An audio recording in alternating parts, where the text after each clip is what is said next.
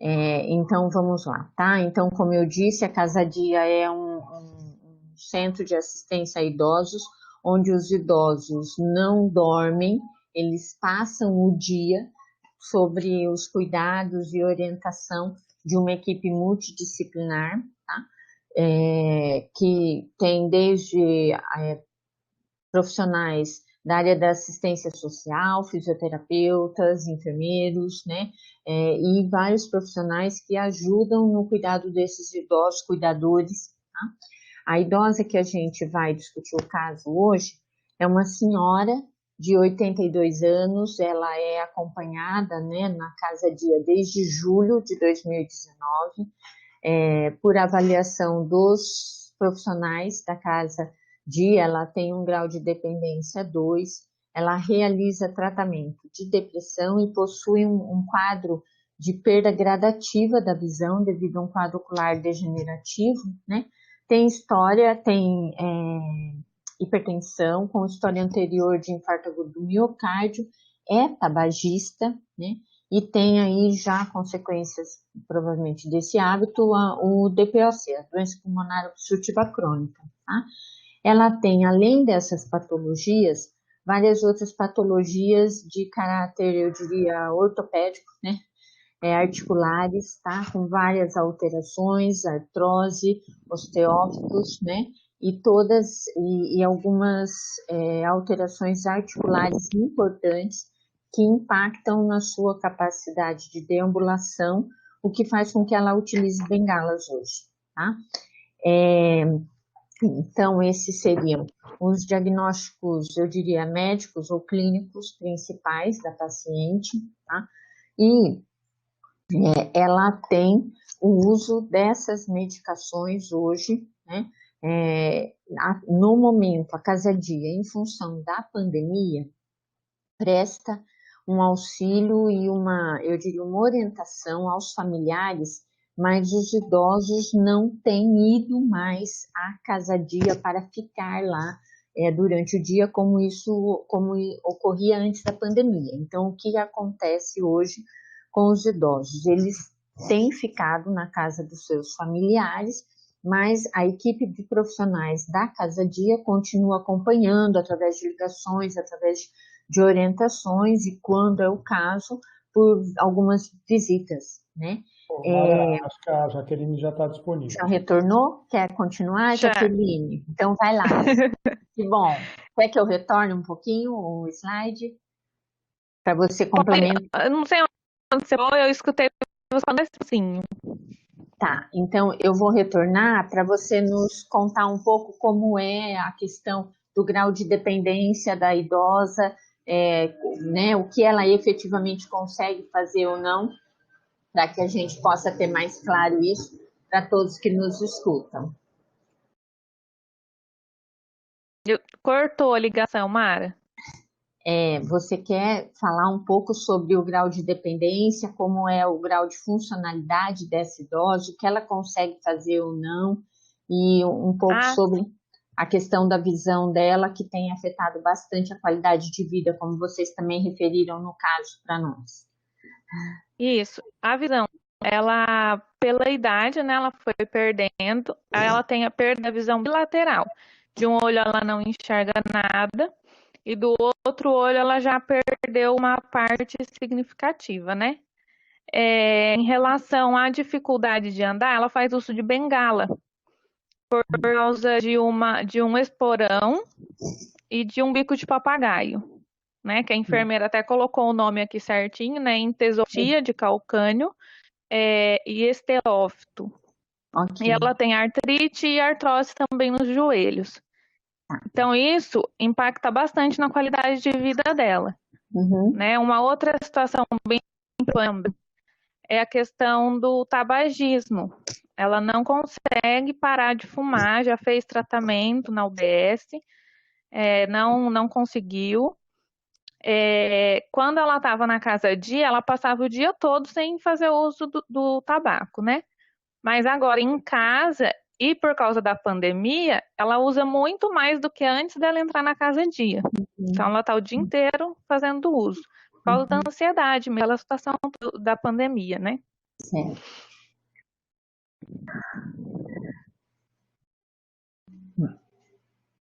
Sobre as doenças, eu acho que eu já comentei, né, um pouco enquanto você se reconectava conosco, Jaqueline. Tá. Aí as medicações, né, são essas que ela faz uso hoje, certo? Isso. Tá. Aí tem um colírio também, que precisa usar. Já foi feito o pedido via judicial, né? Tá em andamento. Ok.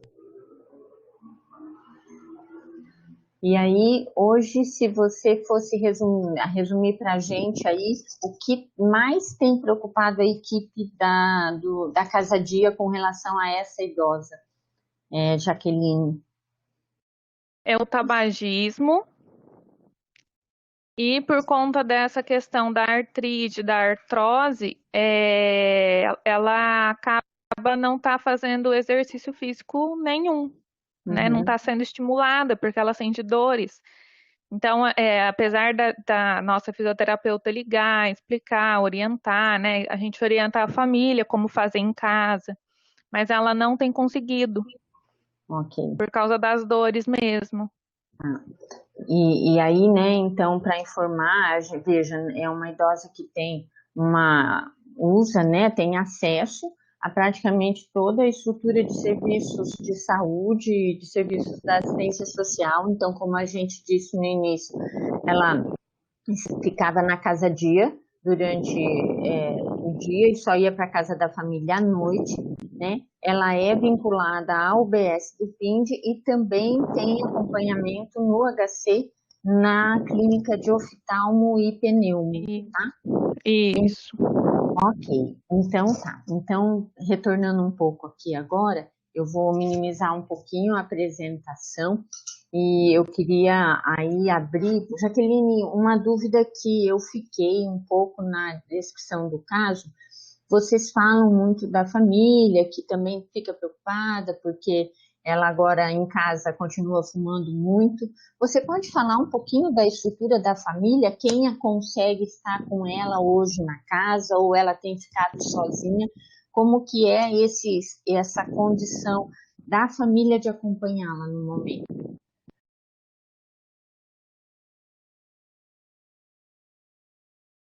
Jaqueline, você me escuta? Acho que. Vamos ver se ela consegue retornar. Bem, eu perguntei isso, gente, porque, né, para a gente já ir refletindo um pouquinho sobre a situação da paciente, né? Essa é uma paciente que ela tem uma condição, né, uma perda considerável da visão, uma dificuldade de mobilidade, né? Como eu disse no início da nossa discussão de caso, os pacientes atendidos pela Casa Dia, em geral, têm uma vulnerabilidade social e financeira bem importante, né? Mas, apesar de tudo isso, aparentemente a família é muito cuidadosa e ela tem um acompanhamento de toda a rede possível de assistência à saúde na nossa cidade, né? Mas, de qualquer forma, é uma situação que preocupa por ser uma idosa, que agrega aí algumas questões importantes, um quadro depressivo, com uso compulsivo, vou dizer assim, né? Talvez não seja o termo mais correto, mas um uso compulsivo do cigarro, né? Que, vejam, eu acho muito interessante essa informação, acho que é uma coisa importante da gente refletir e pensar, né? Ela fuma muito, porém, quando ia à casa dia, conseguia ficar durante todo o tempo de permanência na casa dia sem o uso do tabaco, né? Aí a gente já pode pensar que o tabagismo a gente sabe que provoca uma dependência química, uma dependência importante, né? Mas o quanto um ambiente talvez mais, eu diria, prazeroso, mais agradável, com mais alternativas de atividade pode facilitar um pouco o controle dessa dependência, tá?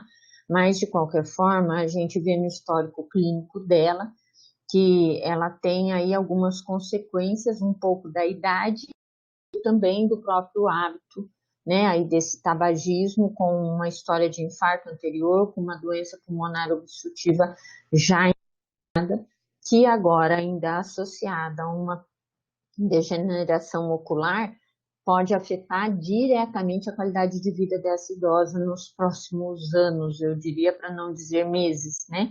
Então, a partir desse enfoque um pouco da condição de psicoemocional e, ao mesmo tempo, de saúde física associada, eu queria abrir a nossa conversa aí com o professor Cabreira e a professora Fernanda na sequência. Jaqueline, você quer complementar alguma coisa para nós sobre o suporte familiar que ela possui? No caso, vocês falaram para nós de uma filha.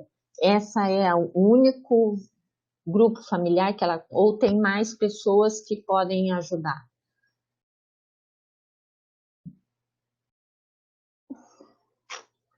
Jaqueline, acho que nós estamos novamente com dificuldade no seu microfone. Não sei se é a conexão ou... Para nós aparece aberto o seu microfone, mas nós não conseguimos te ouvir.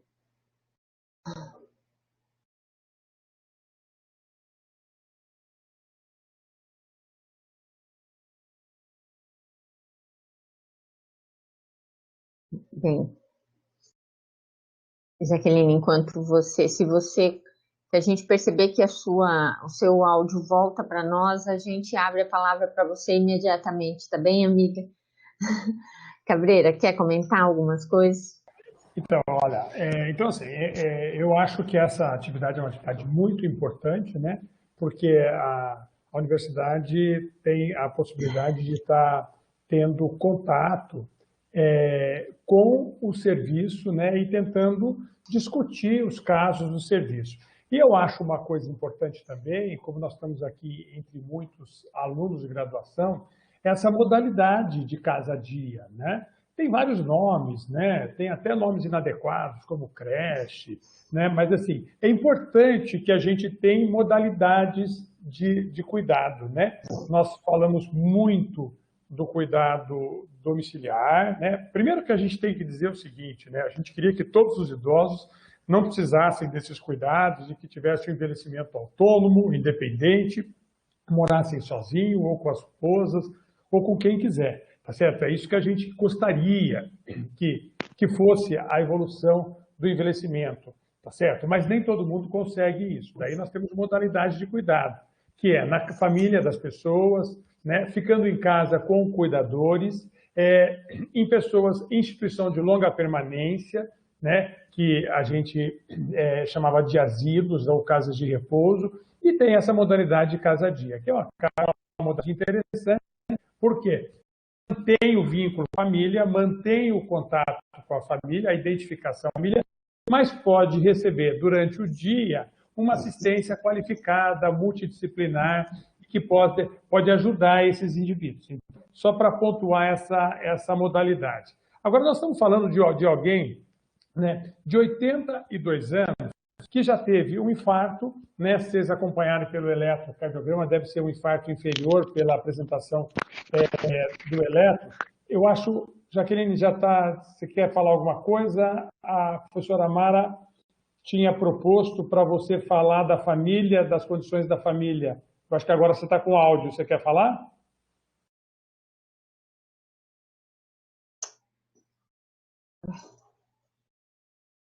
Eu acho que ainda não está. Então, eu vou continuar falando, então. Então, assim, você vê... Jaqueline, experimenta deixar a sua imagem fechada, a câmera fechada e só o áudio, para ver se funciona. Então, eu vou falando, até se ela conseguir falar, a gente escuta, tá? Então, você veja que é uma paciente que já tem uma lesão cardíaca coronariana, tá certo? Importante também, né? Que pode dar até um pouco mais de arritmia, apesar de que o eletro não mostra uma arritmia complexa, tá certo? Mostra só uma área isquêmica, e tem um DPOC pelo tabagismo, ela faz um quadro mais enfisematoso desse DPOC.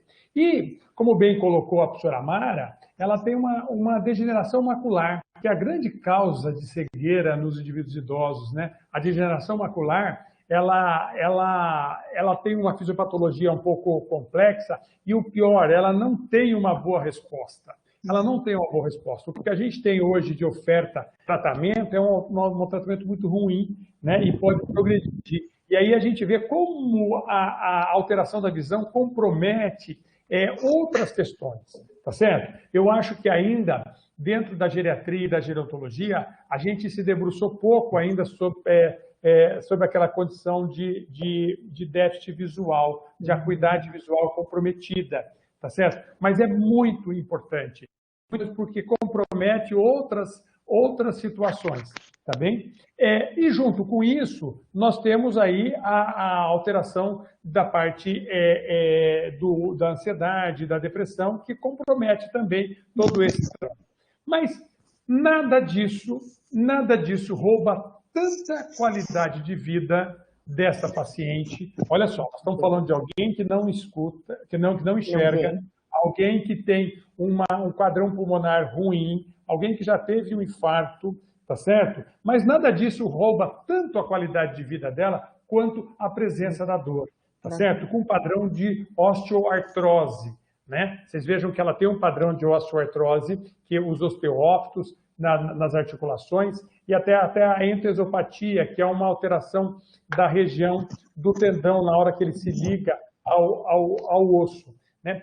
A dor tem que ser enfrentada, gente. A dor tem que ser enfrentada. E muitas vezes a gente simplifica o tratamento da dor, tá certo? Porque é por dificuldade mesmo de enfrentar, tá bem? Eu vejo essa paciente com uma prescrição muito tímida para dor, né? Aliás, para ela não tem absolutamente nada para dor, né? Então, a gente tem, mas a gente poderia ter um antidepressivo, que esse é a amitriptilina, que é um tricíclico, que pode ajudar a dor crônica? Pode, mas ele é um coadjuvante. Nós teremos que ter uma ação de analgésico simples, diariamente, tá certo? Para essa paciente. O jeito que a gente usa para o tratamento da pressão, tá certo? A amlodipina, que é um bloqueador de canal de cálcio, que ele vai funcionar para controlar a pressão, tá certo? O atenolol, que é um beta-bloqueador, também ajuda a insuficiência coronariana, tá bem? A própria furosemida é um diurético para ajudar esse controle da hipertensão,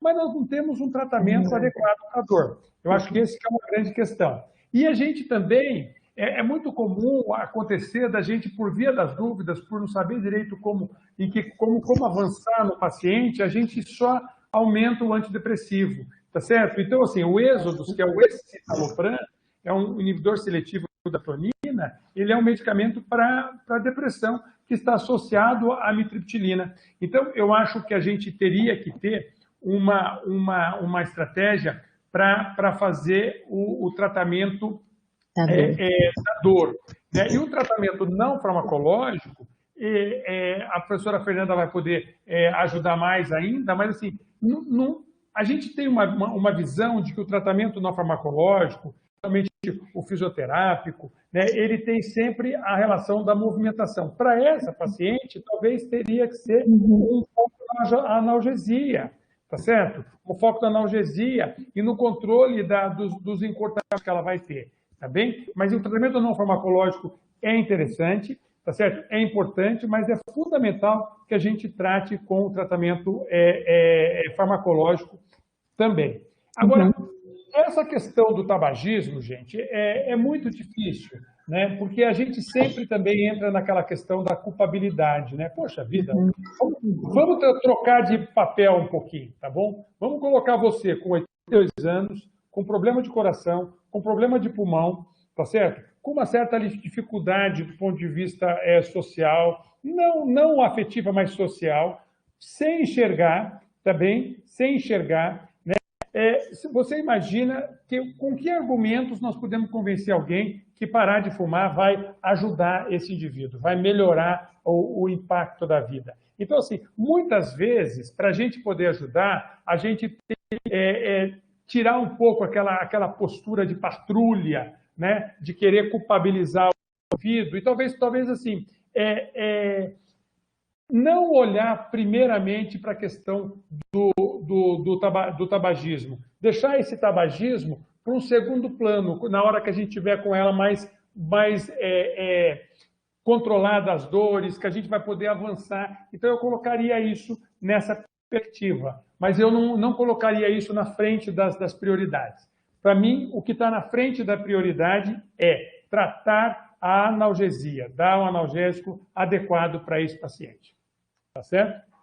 Obrigada, professor Cabreira. Fernanda, você quer complementar? Quero sim, Mara. Né? É muito bom quando a gente percebe essa sintonia na linha de tratamento. Né?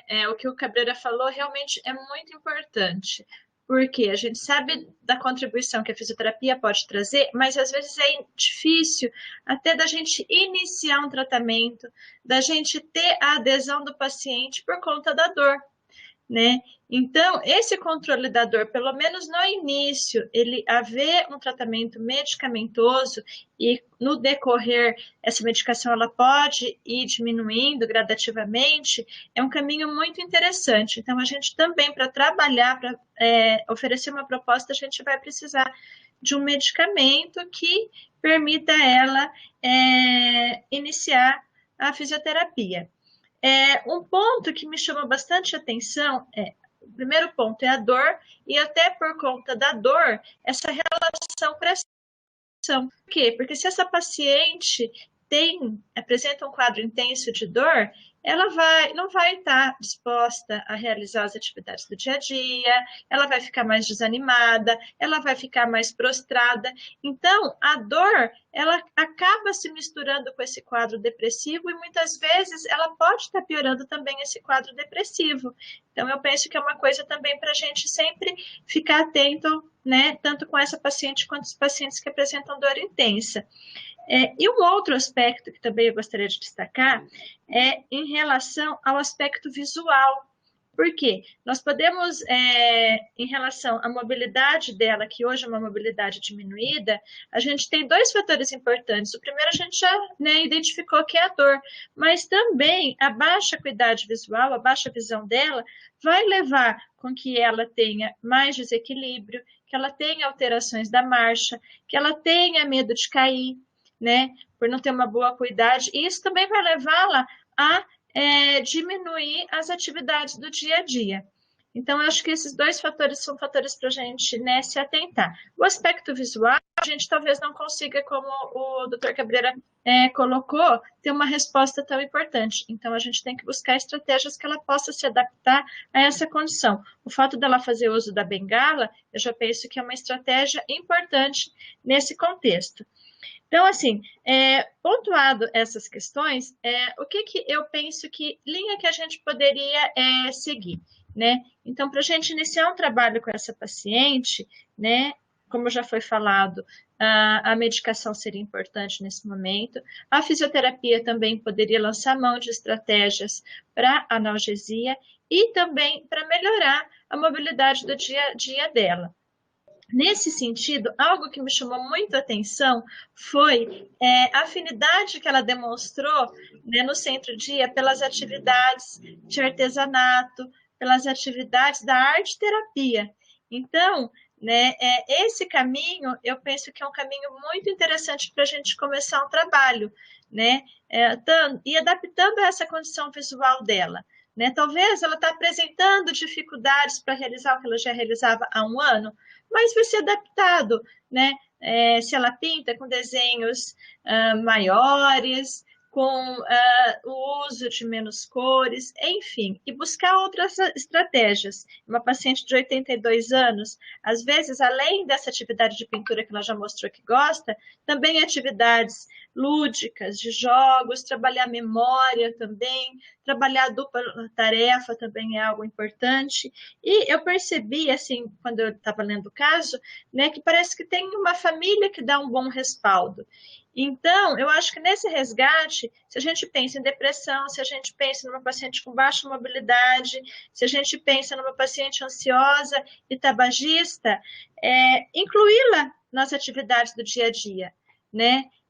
Então, nas atividades mesmo de atividades domésticas, que é uma forma dela se sentir útil, dela estar em movimento, e se ela está fazendo uma atividade, ela não vai estar, né, fumando de forma tão intensa.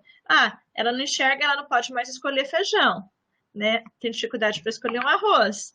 Mas ela pode dobrar uma roupa, ela pode enxugar uma louça sentada, ela pode auxiliar no preparo de algum alimento, né? E isso eu penso que seria uma estratégia de orientação bastante importante.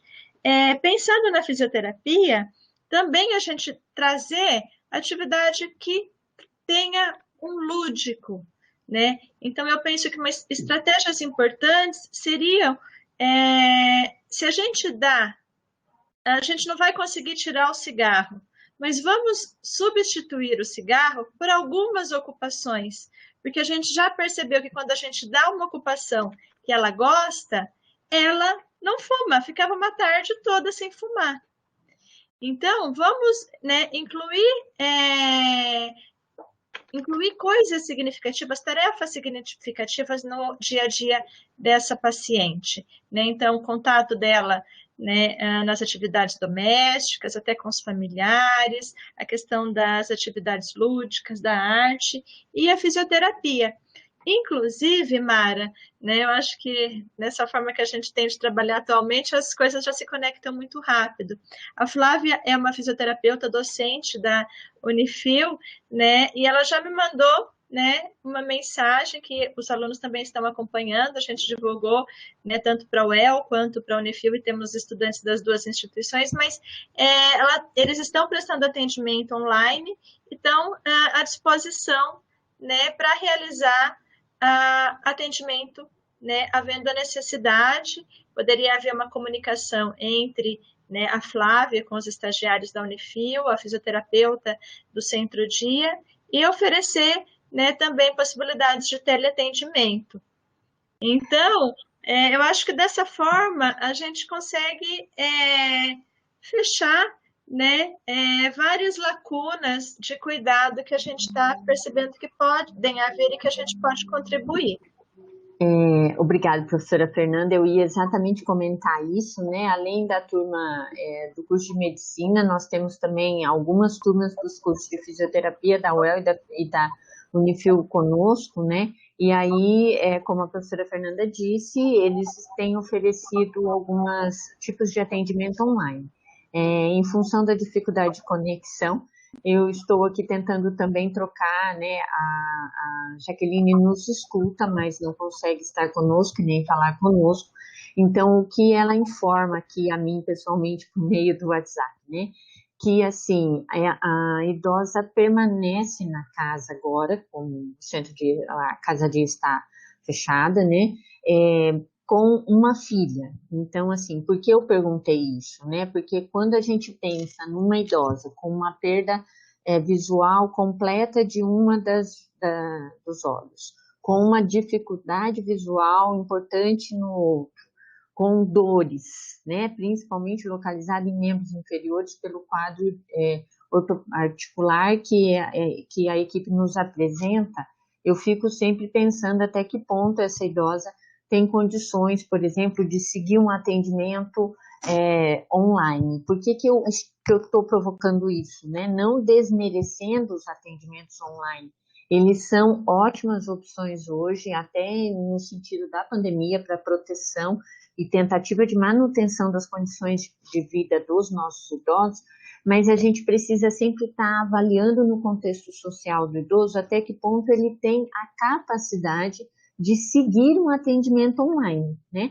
Então, quando eu perguntei para a Jaqueline, ela me informou que tem uma filha que fica com a mãe durante o dia. Então, né, se houver aí um mínimo de conectividade, que as filhas são bem presentes, tá, no cuidado com a mãe, e que a Casa-Dia tem procurado manter o envio de algumas atividades de artes para que ela tente fazer em casa, mas que isso nem sempre tem sido tão eficiente, segundo o relato das filhas, né? No caso, ela na casa, ela não se sente tão estimulada quanto quando essa atividade era realizada na socialização do ambiente da casa-dia, né? E aí também eu acho que é importante nós, enquanto profissionais, eu, enfermeira, acho que tem outros acadêmicos de enfermagem aí, fisioterapeutas, médicos e todas as categorias aqui presentes, né, entendermos esse contexto social do idoso também, né? Então, a gente está num contexto em que o idoso, para sua proteção, acaba ficando restrito à sua casa, e isso, às vezes, dificulta a efetividade de algumas ações terapêuticas. Mas veja, né, tanto a professora Fernanda quanto o professor Cabreira trouxeram um aspecto que é, assim, eu diria, básico nesse caso, né? O controle da dor. Porque quando a gente propõe que um idoso possa fazer alguma coisa, que tentamos propor, né, como a equipe nos disse, que ela tente caminhar minimamente dentro de casa e que ela não está fazendo essas atividades, a gente precisa também se perguntar até que ponto o quadro de dor, o quadro álgico dela, a permite ter essa possibilidade de caminhar, né? Porque às vezes o que a gente fala quase como um chavão, assim, né? Olha, precisa caminhar, precisa fazer alguma atividade. Para nós que temos pernas e pés sem dor, isso pode ser muito fácil, né? Mas com alguém com uma certa dificuldade respiratória, com uma dificuldade visual e com dor, essa orientação realmente pode ficar muito difícil de ser seguida, né?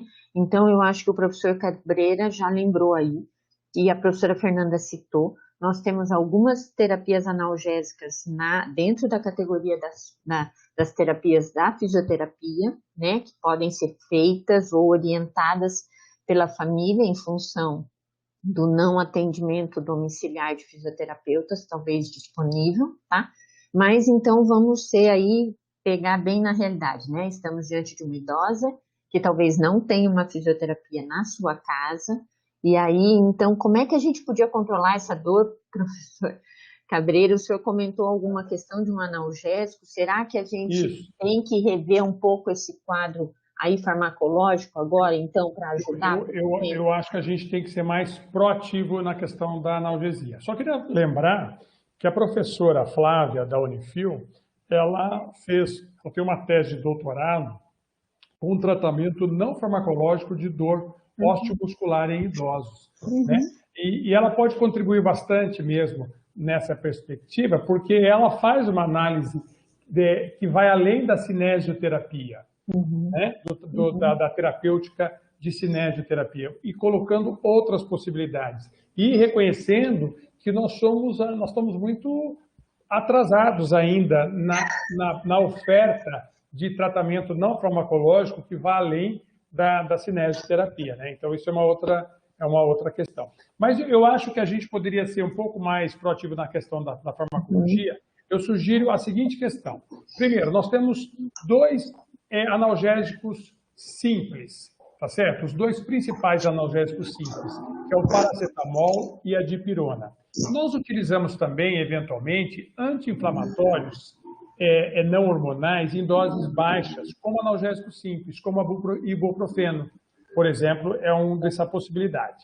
Bom, o primeiro estágio vamos usar analgésicos simples diariamente, 2 ou 3 vezes ao dia. Tá certo?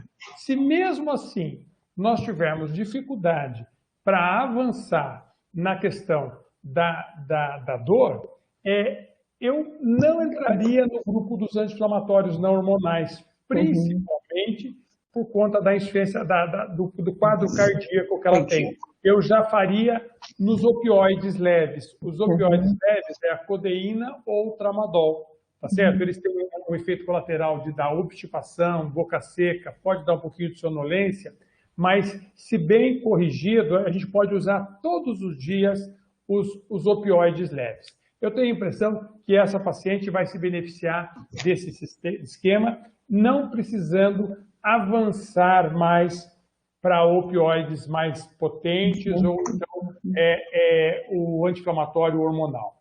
Mas também eu acho que vale a pena a gente pensar o seguinte, refletir, pensar, e aí com a ajuda da psicologia, com a ajuda de uma equipe interdisciplinar, até que ponto nós estamos diante mesmo de uma depressão, ou se é simplesmente uma coisa reativa. Porque a gente pode tentar fazer a opção por medicamentos antidepressivos que tenham uma ação no limiar da dor. Por exemplo, a duloxetina. A duloxetina, ela não está oferecida no sistema público, mas é uma possibilidade, tá certo? Que nesse caso, quem está tentando fazer isso é a amitriptilina, que nós já falamos dos efeitos colaterais cardiovasculares. E, além disso, se a gente perceber que a depressão não é tão importante, a gente pode usar como coadjuvante os anticonvulsivantes, por exemplo, como a pregabalina. A pregabalina, a carbamazepina, a gabapentina, eles são remédios que servem para convulsão, mas que a gente usa como coadjuvantes na dor crônica, tá certo? Então, eu acho importante, eu faria isso. Analgésico simples, em dose plena e diária, uso contínuo, depois opioides, e pensaria na introdução de um coadjuvante, seja ele um antidepressivo como a duloxetina ou um anticonvulsivante como a pregabalina, a gabapentina ou carbamazepina. Obrigada, professor Cabreira. Eu queria estimular, a gente está aqui acompanhando vocês também no chat do YouTube, aqueles que tiverem alguma sugestão ou alguma questão para colocar, podem colocar lá que nós vamos tentando trazer para o ar aqui para que todos possamos discutir, tá? Então, assim, né, só para a gente lembrar, veja, são pequenos detalhes, mas que podem fazer muita diferença, né? O professor Cabreira citou um antidepressivo que não está, vamos dizer assim, na cesta básica de fornecimento do governo, então será um medicamento comprado, mas quando a gente olha para a lista de medicamentos que ela já utiliza, a gente tem ali o Êxodo. O Êxodo é um antidepressivo que também não está na cesta básica, também, com certeza, a família está investindo financeiramente para essa compra. Então, às vezes, é uma questão de um ajuste adequado para que a família possa, se for o caso, gastar, mas gastar com um antidepressivo que terá uma dupla função, de apoiar, né, o processo de, eu diria, de supressão um pouco da dor, né, nas suas vias neuropáticas, nas suas vias neurológicas, né, dos neurotransmissores. E aí a gente agrega uma ação terapêutica da medicação, os analgésicos sugeridos pelo professor Cabreira, junto com o antidepressivo que vai potencializar a supressão da dor, né? Aí eu queria dar uma reforçada agora nessa questão de como que a gente pode atuar também no estado mental dessa paciente, no sentido de reconhecermos que ela tem um risco de continuar com a perda gradativa da visão, né? E aqui eu quero pôr um ponto que é muito importante que nós, profissionais da saúde, também tenhamos consciência. Foi nos informado pela equipe que já há um processo junto ao Ministério Público para a compra de um colírio que talvez pudesse ser aí uma fonte de controle dessa perda gradativa da visão, né? E o professor Cabreira já disse no início da nossa discussão que essas terapias utilizadas hoje para as degenerações maculares efetivamente não possuem uma evidência científica altíssima, né? Aí eu fico sempre pensando que nós, enquanto uma equipe multiprofissional, não vamos investir na possibilidade de uma medicação? Podemos até investir, mas nós também temos que avaliar muito claramente até que ponto essa busca e esse investimento por um medicamento que pode não alterar a condição de degeneração macular dessa idosa vai ou não fazer diferença para essa idosa, né? E aí eu fico sempre muito impactada com essa questão da perda gradativa de visão dos idosos, porque como é que nós estamos preparando esses idosos para manterem uma qualidade de vida boa, mesmo que a perda se progrida e chegue a uma perda total, né? A gente sempre trabalha com a ideia de vamos reverter, mas nós também precisamos gradativamente refletir assim, bem, e se não reverter? Né? E se esse colírio, mesmo depois que autorizado pelas autoridades, não fizer o efeito? Né? Então, nós estamos diante de uma idosa que tem filho, que tem uma família que zela por ela, que cuida dela, né? Mas a gente também precisa pensar enquanto profissional, por exemplo, né? A Casa Dia está fazendo um esforço muito grande, enviando artesanatos para tentar fazer o que ela faça em casa, ainda bem. Parece que hoje a condição visual dessa idosa permite que ela faça, né? Mas eu queria passar uma informação aqui que talvez nem todo mundo saiba, né? Nós temos na cidade de Londrina o Instituto dos Surdos e também o Instituto dos Cegos, tá? Em contato com a diretora do Instituto dos Cegos, até estimulado por este caso, a senhora Márcia, ela me informou o seguinte, que o Instituto dos Cegos tem um programa totalmente gratuito, em que elas conversam com os idosos nessas condições, conversam com as famílias e vão fazendo um treinamento gradativo dentro do que é a expectativa e a possibilidade de manutenção da qualidade de vida dos idosos com alto risco de perda quase total da sua visão, né? Então, eu acho que isso também são recursos que, em controlando a dor, em tendo uma condição geral de saúde, de mobilidade que a permita pensar nisso, né? Esses são recursos também que nós temos que oferecer aos nossos pacientes, né? Porque, assim... Oi. Tem uma pergunta, assim, também concordo que essa questão da visão é uma coisa importante, né? Mas eu costumo falar até para os pacientes, para os familiares, assim, para tentar fazer aquela filinha, assim, do que o que está atrapalhando mais mesmo, né? Então, você vê que se eu tivesse que gastar dinheiro hoje com uma tecnologia, por exemplo, um medicamento para degeneração macular, que custa caríssimo, como bem colocou, eu talvez gastasse mais, por exemplo, com uma fisioterapia bem indicada, com uma boa adesão para tratar a dor, né? No YouTube, o Gustavo fez uma questão muito importante. Ele disse o seguinte, olha, e se eu usar opioides fracos, posso levar a um quadro de delírio nessa idosa, mesmo sendo opioides fracos? O Gustavo está correto. A gente sabe que delírio qualquer remédio pode dar, né? Até remédio mais simples do que um opioide. Então, o opioide fraco também pode dar delírio. Então, o delírio é sempre uma causa importante, né? Os idosos com déficit cognitivo, com déficits sensoriais, como esse caso, têm um risco maior de ter delírio. O importante do delírio é a gente esperar, pensar e identificar rápido o delírio se o remédio atrapalhou. E o opioide pode interferir com a cognição. E teve uma pergunta também, só para finalizar, o Danilo coloca o seguinte, olha, peraí, o Danilo falou o seguinte, peraí, eu tenho medo mesmo da polifarmácia, né? Então, e vocês vão querer colocar mais remédio para a polifarmácia? Esse raciocínio que o Danilo está colocando, ele é verdadeiro, a polifarmácia atrapalha, mas também muito por conta da gente querer não dar remédio, a gente acaba sonegando possibilidades para um paciente como esse, né? Vocês lembram que a gente falou em polifarmácia necessária e polifarmácia desnecessária, né? Então, eu diria que você está correto, a polifarmácia realmente é um grande problema também, mas deixar o indivíduo sem dor é prioritário nesse momento, tá bem? Só para agradecer aos que entraram no YouTube para fazer pergunta.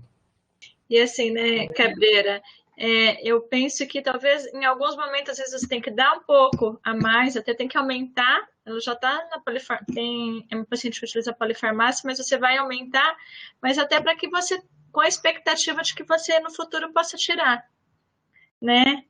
Você pode daí ter o controle da dor, dela ter uma melhora no quadro geral de ânimo dessa depressão, né?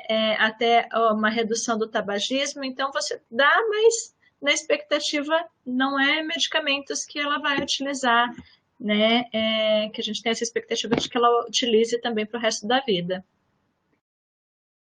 Obrigada, professora Fernanda. Obrigada, Cabreira. Cabreira, você tocou uma questão dos efeitos colaterais dos opioides, né?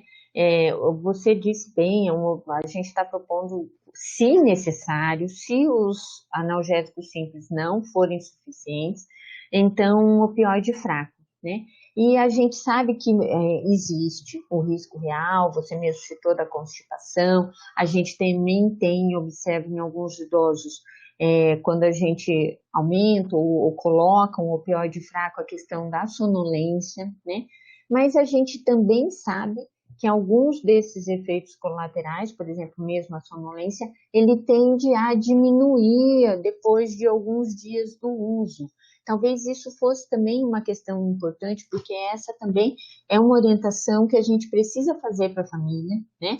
Para que observe os efeitos colaterais, mas também acompanhe por uns dias, tomando todos os cuidados, caso, por exemplo, a sonolência ocorra, né? Mas que a gente não precisa imediatamente fazer a interrupção, ou acho que valeria a pena talvez a gente também sem dúvida, reforçar né? isso. Né? Você veja o seguinte, olha, o país do mesmo jeito que os Estados Unidos sofre muito com o superuso de opioides e uma dependência por opioides enorme na população como toda, é a droga que afeta muito os americanos. No Brasil existe uma subutilização de opioides, tá certo? Por conta da dificuldade de se conseguir uma receita especial para isso. Mas isso que a professora Mara colocou é muito importante. Existe sim uma tolerância do efeito, tá certo? A mesma tolerância que faz o indivíduo precisar aumentar um pouquinho a dosagem para ter o mesmo efeito, é uma tolerância que,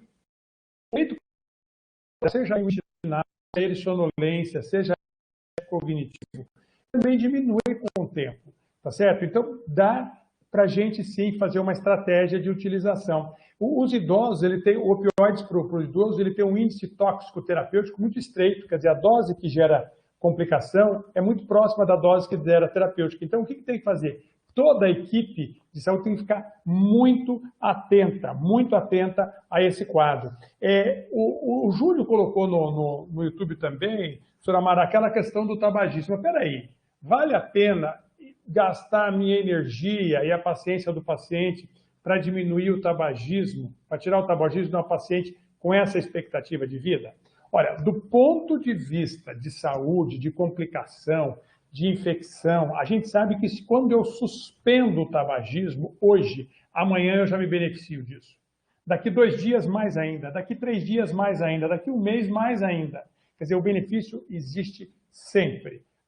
Eu costumo dizer que a vaca nunca está completamente no brejo do tabagismo. Mas é isso que eu acho que do ponto de vista de sedução, de reversão, de trazer o paciente para esse tratamento, eu colocaria o tabagismo na 3ª ou 4ª opção. Primeiro, o tratamento da dor, tá certo? Depois, o acolhimento da questão do déficit visual, tá bem? Porque é isso que vai sobrar mesmo, ela ter um trabalho de adaptação com uma visão subnormal. A gente chama isso na visão subnormal, tá bem? Então, eu tenho essa preocupação, sim. Se a gente for, por exemplo, numa instituição de longa permanência, por exemplo, nós íamos São Vicente de Paulo, vocês vão encontrar lá 40% dos idosos, dos homens, são fumantes. Por que isso, gente? Que é um absurdo numa instituição. Porque naquele momento não tinha como reverter essa situação. Então, o tabagismo é uma coisa que a gente até acaba tolerando, né? Eles estão perguntando também como se tratar, se está realmente funcionando. Eu acho que tem que ver se está indo bem o tratamento da dor, né? Então, a questão da dor, a professora Mara também fez o doutorado dela em dor crônica, ela usa algumas estratégias, algumas ferramentas para avaliar a dor, mas o indivíduo tem que contar para a gente que a dor diminui, tá certo? E qual que seria o papel da família nessa nova fase? Eu acho que a gente sempre tem que dividir com a família essa linha de prioridades, tá certo? Porque a família vai ficar esperando uma coisa que você não vai entregar. É importantíssimo a equipe de saúde estabelecer com a família o seguinte: bom, qual vai ser o nosso objetivo? Por exemplo, quando a gente faz um diagnóstico de Alzheimer, o que a gente espera? A gente espera voltar ao normal? Não, a gente espera ter vida com qualidade, com dignidade, que é isso. Essa senhora tem condição de ter dignidade, sim. Tá bem? E eu acho que aí, veja, gente, né, é bem colocado essa questão, né, da família, do tabagismo, até que ponto, né, vale a pena a gente dizer proíbe totalmente, isso vai desencadear um quadro de ansiedade, um estresse que de repente não é exatamente o nosso foco agora, né? Então é bem no sentido do que o professor Cabreira disse, né? Até que ponto a gente pode negociar, ou a gente deve aprender a negociar o que é prioritário em termos de qualidade de vida para essa idosa. E é claro, né, vejam, a Jaqueline, assistente social lá do centro, que nos acompanha aqui, apesar de não estar conseguindo discutir exatamente conosco, ela deixa claro, é uma família participante, quer dizer, agora, nós também precisamos esclarecer isso à família, né? Olha, nós vamos entrar com essa medicação, aí é importante, como ela está lá, quem vai avaliar o efeito da medicação sobre ela hoje é as próprias filhas. Então, assim, ela parou de queixar, ela está andando com mais facilidade, isso são sinais claros de que pode ser que a analgesia esteja dando bom efeito, né? Então, a gente também precisa observar a própria atitude dolorosa que a gente fala. Se eu estou com dor, eu vou pisar diferente, eu vou evitar levantar. Agora, se eu estou me sentindo melhor, com a minha dor controlada, a tendência é que na minha própria atitude diária, eu vou mostrando essa melhora, né? Na medida em que a própria família nos relata essa melhora, então a gente pode ir começando a negociar, porque com certeza o estado de ânimo, né, vai também melhorar nessa idosa. Então ela vai se mostrar mais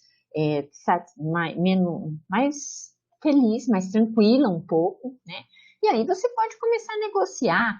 Vamos tentar voltar ao artesanato, vamos tentar fazer alguma outra, as ações que a Casa Dia está propondo, né? E talvez mesmo na casa, com a pandemia, a gente consiga uma diminuição do uso do tabagismo. Veja, é importante a gente perceber isso, gente. Quando estava lá na Casa Dia, ela não fazia uso. Quando ela retorna para o isolamento, perde o contato social, o estímulo positivo da Casa Dia, ela volta a usar o cigarro, né? Mas é isso também, não é uma coisa que facilmente ela vai abrir mão e isso sem nenhum impacto. E até que ponto a gente precisa fazer isso, né? Forçá-la a abrir mão totalmente do tabagismo. E, como o professor Cabreira disse, esse não precisa e não vai ser, com certeza, o nosso foco, tá?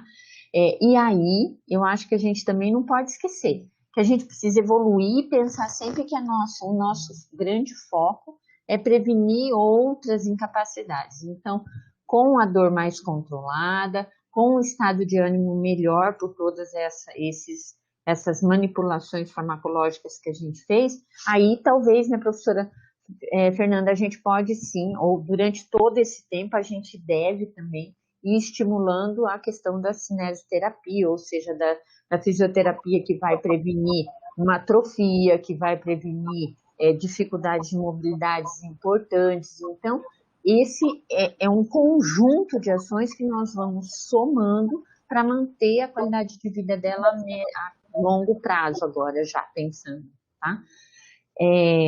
Nós temos aqui algumas outras colocações no YouTube, mas acho que a maioria a gente colocou, né? Alguém perguntou aqui, mas e se no lugar do tabagismo ela tivesse uma questão de alcoolismo? Aí a conduta seria a mesma? Veja, gente, essa situação não é tão simples, né? O alcoolismo, ele também tem impacto sobre a saúde física, mas ele tem um impacto, eu diria, emocional e social. Todos que rodeiam um possível pessoa com alcoolismo, que pode necessitar de uma intervenção mais direcionada, tá? Então, são duas situações de dependência química em que o impacto na vida é bastante denso, eu diria, mas que a forma como esse impacto se mostra é bastante diferente. Você viver com um tabagista, você tem alguns riscos de saúde dele, tem alguns riscos de saúde para você, até como fumante passivo, a gente poderia dizer. Agora, você viver com um alcoolista, né, ou um alcoólatra, né, Aí, qual é o impacto disso no contexto social? Tá? Então, é difícil essa comparação, né? Eu acho que cada contexto tem que ser avaliado individualmente. Quem é este idoso, o quanto essa adição aí pelo tabagismo ou uma droga adição pelo tabagismo ou pelo alcoolismo impacta ou não na qualidade de vida desse idoso. Não dá para a gente generalizar as orientações aqui. Tá joia? Querem comentar? Inclusive, né? Também sobre isso, né, também o contexto familiar, né, o contexto social e familiar, né, porque você reduzir o cigarro numa família onde só você fuma é uma situação, você reduzir numa situação onde todos fumam, né, ou então a bebida, né, num ambiente que é socialmente aceito, então também são fatores que daí a família é um ponto, né, bastante importante a ser trabalhado.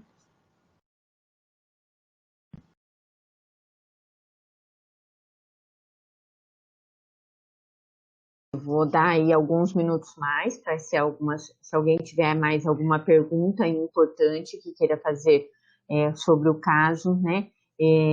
Eu estou checando aqui, a Jaqueline, por enquanto, não nos enviou nenhuma outra dúvida mais, assim, que nós não tivéssemos abordado no nosso bate-papo, tá? Então, eu percebo que acho que a gente já criou aí algumas alternativas de intervenção que nós podemos todos aplicar em casos diferentes, mas para a gente refletir, tá?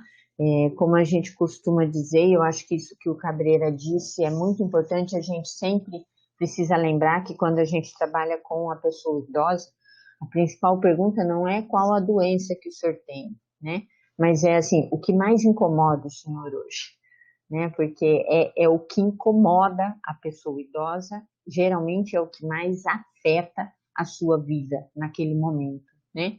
Então, eu acho que as nossas reflexões, as contribuições que colocamos aqui, com certeza vão ajudar muito a equipe da Casa Dia. Infelizmente, a Jaqueline teve dificuldades com a sua conexão, mas ela ficou conectada aqui conosco através do celular e dando alguns retornos para mim aqui pelo WhatsApp, tá?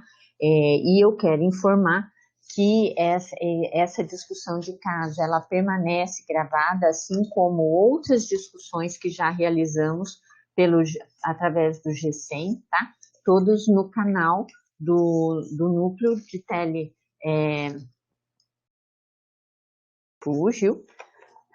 Telesaúde do HU, tá?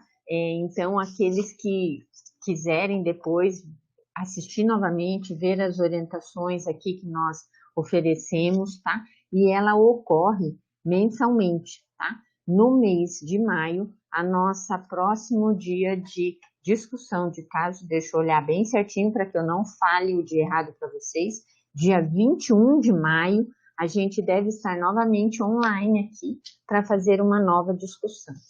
Todas as nossas discussões ficam salvas, né? Sempre que possível, e tecnicamente falando, o Jefferson tem sido um expertise nisso para nós, no canal do YouTube do Núcleo de Telemedicina do HU-UEL, tá joia? Então, se ninguém tem mais nenhuma dúvida, me parece que não, eu queria só passar uma última palavra para a professora Fernanda e o professor Cabreira para que a gente possa encerrar essa discussão.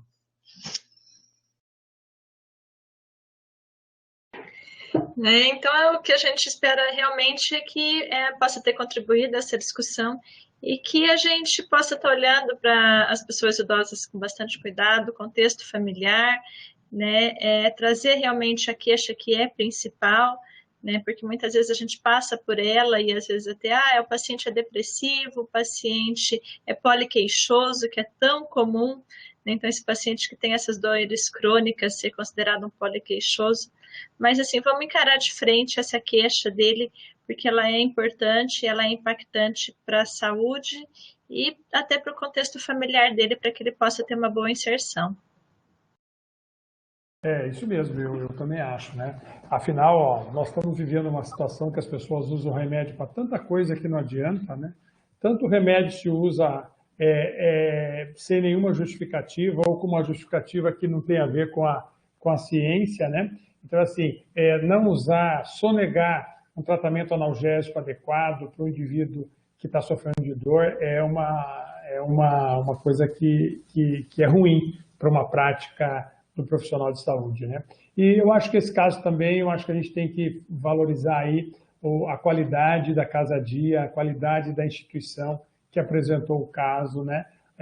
Eu sou testemunha de muitas melhoras de vários pacientes que foram lá e mudaram a sua perspectiva, a sua história, e mostrando que existe sim uma outra modalidade, que é a convivência diária em uma instituição e que a gente possa voltar para casa, depois dormir em casa e voltar no outro dia. Quer dizer, isso é uma coisa bastante interessante e a gente tem que deixar isso bem demarcado aqui nessa discussão de caso.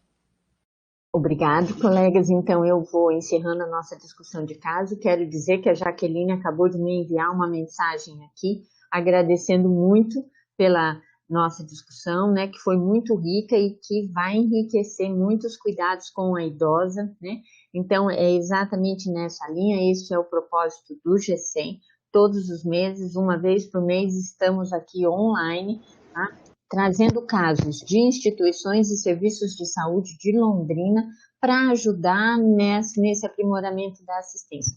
Muito obrigado pela Casa Dia, muito obrigado pelo trabalho que vocês realizam. Realmente, como o professor Cabreira disse, eu penso sempre que a Casa Dia é um pequeno tesouro, né, no céu, porque é a grande chance do idoso manter os seus vínculos familiares, mas estar em companhias e sob o cuidado de profissionais durante o dia, enquanto a sua família não pode acompanhar, né?